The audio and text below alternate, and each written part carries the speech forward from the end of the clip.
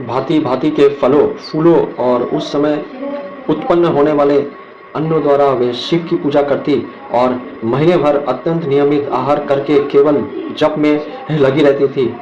तभी महीनों में सारे दिन सती शिव की आराधना में ही संलग्न रहती थी। अपनी इच्छा से मानव रूप धारण करने वाली वे देवी दृढ़पूर्वक उत्तम व्रत का पालन करती थी।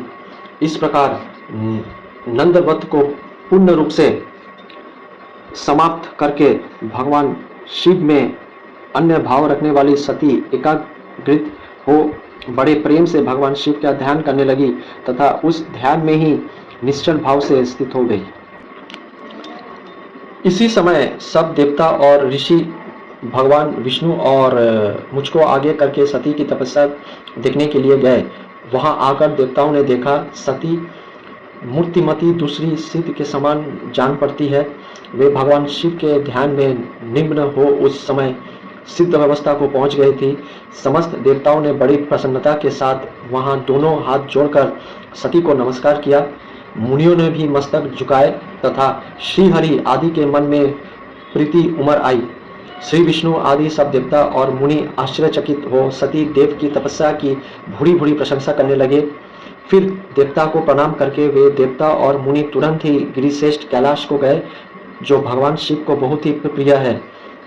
सावित्री के साथ मैं और लक्ष्मी के साथ भगवान वासुदेव भी प्रसन्नतापूर्वक महादेव जी के निकट गए।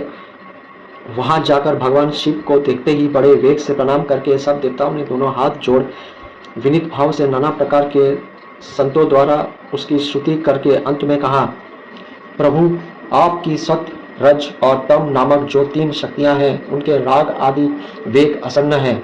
वेद यात्रा अथवा लोक यात्रा आपकी स्वरूप है। आप शरणागत को पालक है तथा आपकी शक्ति बहुत बड़ी है, उसकी कहीं कोई सीमा नहीं है। आप नमस्कार है। दुर्गपते जिनकी इंद्रियां दृष्ट है, वश में नहीं हो पाती, उनके लिए आपकी प्रतिपदा का कोई मार्ग सुलभ नहीं है। आप सदा भक्त के उद्धार पर तत्पर रहते हैं। आपका तेज छिपा हुआ है, आपको नमस्कार है। आपकी माया शक्ति रूप जो अहबुद्धि है, उससे आत्मा का स्वरूप ढक गया है। अतः ये मूल बुद्धि जीव अपने स्वरूप को नहीं जान पाता। आपकी महिमा का पार पाना अत्यंत कठिन है। हम आप महाप्रभु को मस्तक झुकाते हैं। ब्रह्मा जी कहते हैं, हे नारद, इस प्रकार महादेव जी की स्तुति करके श्री विष्णु आदि सब देवता उत्तम भक्ति से मस्तक झुकाए प्रभु शिव जी के आगे चुपचाप खड़े हो गए।